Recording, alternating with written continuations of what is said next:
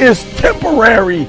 I've been trying to get that into your spirit. I've been trying to get you to celebrate pain. Are you hearing me? I'm trying to get you to have an understanding that pain is your friend, that pain is going to take you to the next level.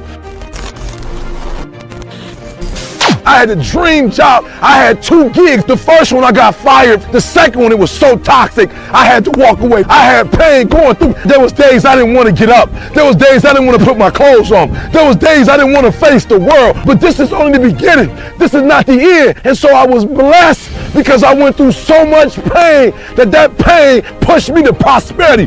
That pain pushed me to greatness. And that pain pushed me to write a bestseller. Your pain ain't permanent. You can get through this. You bigger than your pain. You better than that. You gonna get up. You gonna get dressed. You gonna get out. And you gonna do what you've been called to do. You gonna be what you called to be. And I'm telling you right now, don't give up. Don't give in. Get through it. And if you can get through it, if you can work through your pain, I'm guaranteeing you on the other side is a reward.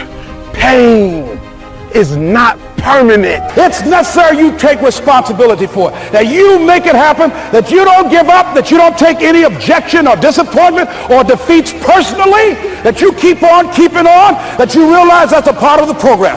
And here's something you've got to resolve. See, as long as you're breathing, you got to shout at your dream. It's not over till I get over. Not over till I get what I want. You've got to have that kind of courage, that type of determination.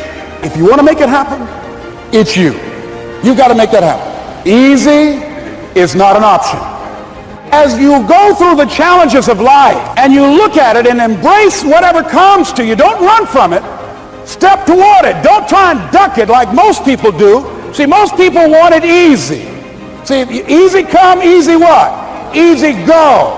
When you handle those hard things close at hand, making those hard decisions that you don't want to make, learning those things that you don't like to do, but you know that in order for you to get where you want to go, this is one of the hoops that you have to flip through. And I'm saying to you, whatever you got to do it, because if you don't, life is going to whoop you until you surrender. How do you hang in there during the hard, difficult times? Les, you must have faith. You've got to believe in yourself.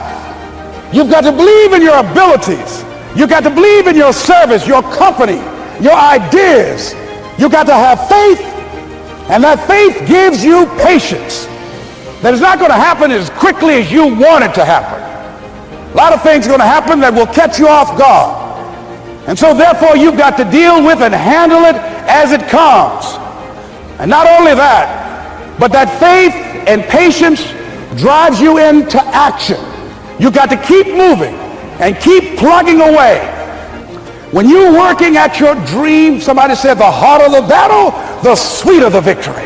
Everybody's going through something. You know, we're all going through something, just my pain is a bit more visible than yours or somebody else.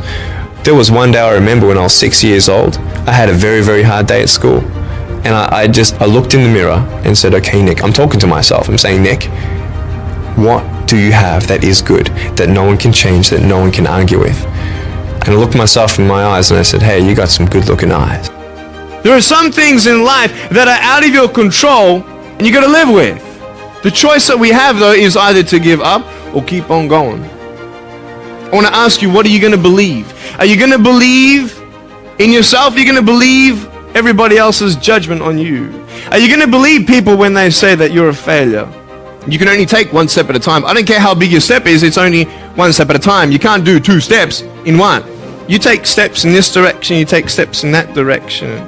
Sort of get lost along the way, and sometimes you fall down. So what do you do when you fall down? Get back up. Everybody knows to get back up. And I tell you, there are some times in life where you fall down, feel like you don't have the strength to get back up. You see, I will try 100 times to get up, and if I fail 100 times, if I fail and I give up, do you think that I'm ever going to get up? No. But if I fail, I try again and again and again. For as long as I try, there's always that chance of getting up. Does that make sense? And it's not the end until you've given up. What have I done in my life during my most difficult times? This might be useful for you too, to kind of look at your own life and say, when I was in the toughest times and I was able to pull myself through, how did I do it? At the most fundamental level, I did 5 things. And these are the 5 that I invite you to consider and look at your life to either take yourself to the next level, be able to thrive during these difficult times, or turn yourself around so you can begin to thrive. The first thing I believe you got to do to turn yourself around is really take control of your mind, or specifically, you got to feed and strengthen the mind. One of my first teachers, Jim Rohn, taught me something years ago. He said, Tony, every day you got to stand guard at the door of your mind, because things feed in there and you start to accept them. They start to become beliefs. You start to make up meanings that take over your life. If we are what we eat, we are what we read, we are what we listen to. What's the second key? Well, number 2 is you got to feed and strengthen your body. When times are really uncertain, fear creeps in. And what is fear? Fear is something quite physical. It takes a hold of you when it's really there and intense. We've all had that gut level fear. When's the last time you really pushed yourself? You went on a run, but at the end, you pushed yourself for that last 2 minutes, 5 minutes, whatever it was, till you felt like your heart was pumping up, like going to spit out blood, where there was an intensity in you. Go out and push yourself and feel yourself have to force through whatever was your limitation before. Every part of you starts to operate differently. Your body changes, so does your mind. What's the third key? Well, that third step is you got to get a role model that inspires you and really shows you the way. One of the biggest things that'll change you once you're mentally and physically strong is you need to believe. You got to believe that there is a pathway to get to where you want to be. The best example is just show them history. And I told investors, look at Sir John Templeton. He became a billionaire by being an investor, and he started with $10,000. How do you do that? He did it because he believed you make all your money at times of maximum pessimism. In 1939, the Depression is going on, Hitler invades Poland, and he's in a place where all heck is breaking loose, and he took his $10,000 and he invested it all he could in the stock market, bought stocks that cost $1. But what do you think happened after the war?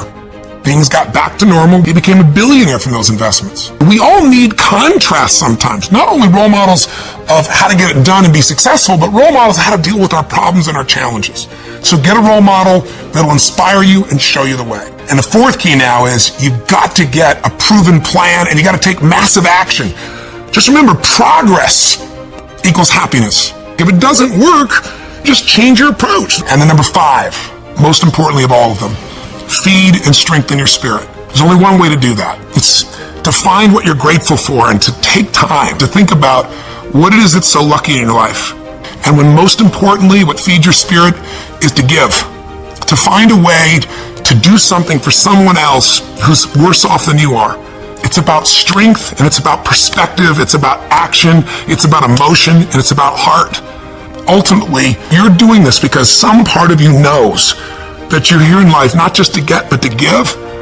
Then there's a spark that happens in other people because they feel the genuineness of that, and there's a spark that happens in you because it reminds you what you're made for. Well, ladies and gentlemen, it's another beautiful day, and you are above ground and not under it.